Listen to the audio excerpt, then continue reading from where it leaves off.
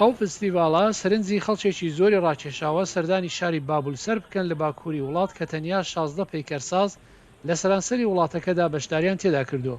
بەڵام تەنیا پەیوەندی بە چێبەرچێوە نییە، گەلێک لە هونەرمەندان بەهرە و داهێنەری خۆیان دەخەنە ڕوو بێ ئەوەی مەبەستیان ڕکابەریکردن بێت. لە وەتای 2005ەوە ئەوە حوتەمین جارە بەڕێوە بچێت. 6 هونەرمەندیش وەک براوە هەڵدەبژێردرێن و پاشان خەڵاتیان پێدەبەخشرێت. لەو نێوەدا ئاستەنجی سەرەکی بۆ ئەو پیکەرسازانە ئەوەیە کە تەمەنی پیکەرەکان کوردخایانن. سەختی کارکردن بەلەم ئەوەیە کە مادەیەکی شلەو وەک دار و کانزانیە. زۆر خۆی ناگرێت و پاشان ڕۆژێک بە چەسپیدار چاکی دەکەینەوە. هەر بۆیە لە سەداسەد دەستەبەری ئەو کارکردنە ناکرێت.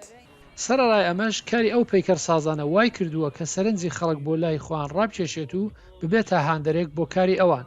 مردم با این بە ئەو بڕائاو لەمەی کە خەریکن کاریان پێ دەکەین، خەڵک پەیوەندیمان پێوە دەکەن کە ئەمە دەبینن زۆری حەزێ دەکەن و دەبێتە هۆی خۆشحاڵیان.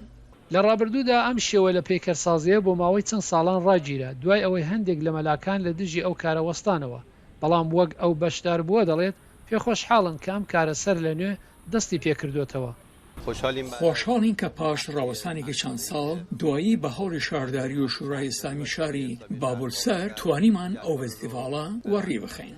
لە کاتێکدا کە دروستکردنی پیکەر لە ئێران قەدەغەنیە، بەشێک لە مسلمانان دژاتی دروستکردنی پیکەری بوونەوەرە زیندووەکان وەک مرۆڤ و ئاژەڵ دەکەن.